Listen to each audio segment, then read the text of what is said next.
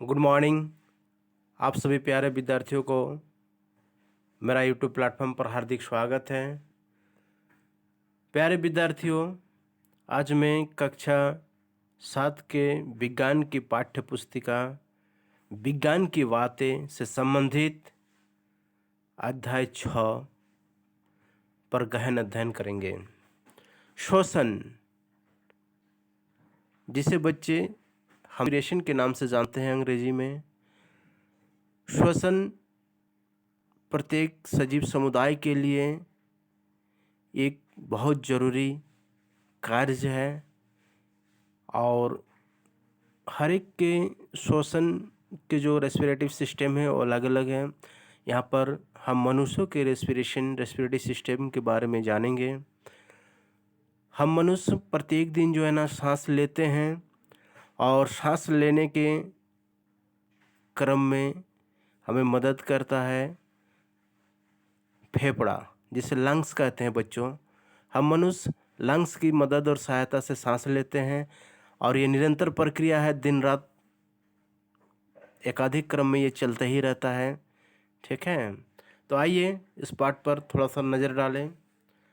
सौम्या अपने दादा दादी की अधीरता से प्रतीक्षा कर रही, जो 2 साल के बाद शहर आ रहे हैं। सौम्या आप ही की तरह एक बालिका है, एक लड़की है जो अपने दादा दादी की प्रतीक्षा में अधीर है, जो 2 साल बाद शहर आ रहे हैं। वह जल्दी से बस स्टॉप पहुंचना चाहती है ताकि उनका स्वागत कर सके। और बच्चों, हमारे कोई आत्मीय सज्जन जब आने की सूचना हमें प्राप्त होता है तो हम भी अधीर हो जाते हैं और नज़दीकी बस स्टॉपेज या बस पड़ाव, बस स्टैंड पे उन्हें हम रिसीव करने जाते हैं।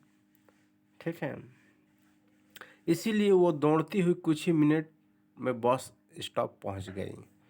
इसीलिए सौम्या भी आप ही की तरह दौड़ते भागती हुई, है ना, तुरंत बस स्टॉप पहुंच गई। उसकी सांस तेज़ी से चल रही है। और जब बच्चे हम कोई ज़्यादा एक्सरसाइज वगैरह या फिर ज़्यादा रनिंग, जंपिंग या फिजिकल वर्क कर लेने से हमारे क्या होता है, सांसें तेज़ी से चलने लगती हैं। अक्सर हम देखते हैं, हमारे साथ भी होता है, आपके साथ भी होता है। उसकी दादी ने उससे पूछा कि तुम हाँफ क्यों रही हो। तब उसकी दादी की उसकी हालत देख करके सौम्या से पूछती है, तुम इतनी तेज़ी से हाँफ क्यों रही हो।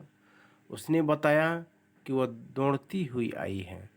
तो सौम्या ने क्या बताई कि वो कैसे आई, दौड़ती हुई, रनिंग करते हुए आई। और जब बच्चे हम रनिंग, जंपिंग, एक्सरसाइजिंग कुछ करते हैं तो हमारी सांसें तेज़ गति से चलने लगती हैं, नॉर्मल शेड्यूल और टाइमिंग के हिसाब से। उसकी दादी ने उससे पूछा, तुम हाफ क्यों रही हो। उसने बताया कि वो दौड़ती हुई आई है। क्या दौड़ने के बाद सांस तेज़ी से चलने लगती है? ऐसा क्यों होता है? हम सांस लेते ही क्यों हैं? तो अब प्रश्न उठता है बच्चों कि हम जब तेज़ गति से कोई काम करते हैं तो हमारी सांसें जो है ना तेज़ गति से चलने लगती हैं। तो ऐसा क्यों होता है और हम सांस लेते ही क्यों हैं? हमारे शरीर में प्रत्येक कार्य के लिए ऊर्जा की आवश्यकता होती है। निश्चित तौर पर बच्चे, हमें किसी भी काम को करने के लिए एनर्जी की ज़रूरत पड़ती है। ऊर्जा के बिना हम कोई काम कर ही नहीं पाएंगे। हमें दौड़ने, खाने, सीढ़ी चढ़ने, कपड़े धोने, खाना पकाने, लिखने और यहाँ तक कि सोने के लिए भी ऊर्जा की आवश्यकता होती है। तो हम अपने दैनिक जीवन में जो भी कार्य करते हैं, खाना खाते हैं, दौड़ते हैं, सीढ़ी चढ़ते हैं, सोते हैं, लिखते हैं, पढ़ते हैं, और इन सब सारे एक्टिविटीज़ को करने के लिए हमें क्या चाहिए, एनर्जी की ज़रूरत पड़ती है। ठीक है, यह ऊर्जा कहाँ से आती है? अब प्रश्न उठता है कि ये एनर्जी हमें मिलता कहाँ से है। ठीक है, तो एनर्जी क्या होता है बच्चों, हमारे कार्य करने की क्षमता जो होती है उसे ही एनर्जी या ऊर्जा कहते हैं। और ये ऊर्जा हमें कहाँ से प्राप्त होती है? हमारे खाद्य पदार्थ से मिलती है, जो हम भोजन करते हैं। यह ऊर्जा भोजन से हमारे शरीर को प्राप्त होती है, परंतु भोजन में संचित ऊर्जा की विमुक्ति के लिए शोषण आवश्यक है। और ये हमें निश्चित तौर पर हमें भोजन से ही मिलती है, लेकिन उसमें संचित ऊर्जा की विमुक्ति के लिए शोषण आवश्यक है। Respiration is mandatory. भोजन से संचित ऊर्जा को विमुक्त करने की प्रक्रिया शोषण कहलाती है। भोजन से ऊर्जा को विमुक्त करने की क्रिया को शोषण कहलाती है। क्या कहलाते हैं? शोषण। आइए शोषण के अंतर्गत विभिन्न प्रक्रियाओं के बारे में जानने का प्रयास करते हैं, और आइए आगे चल कर के हम जानते हैं कि शोषण क्या है और इसके विभिन्न प्रक्रिया क्या है, उसके बारे में चर्चा करते हैं। शोषण की विभिन्न अवस्थाएं हैं। संपूर्ण शोषण क्रिया को दो प्रमुख भागों में बांटा गया है। तो जो रेस्पिरेटरी सिस्टम को कितने पार्ट्स में डिवाइड किया गया है? 2 इक्वल पार्ट्स में डिवाइड किया गया। अब देखते हैं क्या क्या है। एक होता है बच्चों बाह्य, होता है अंतःश्वसन, इंटरनल रेस्पिरेशन। बाह्य मतलब जो बाहर से हम श्वसन क्रिया करेंगे, और अंतःश्वसन जब हम इंटरनली जब रेस्पिरेशन करेंगे।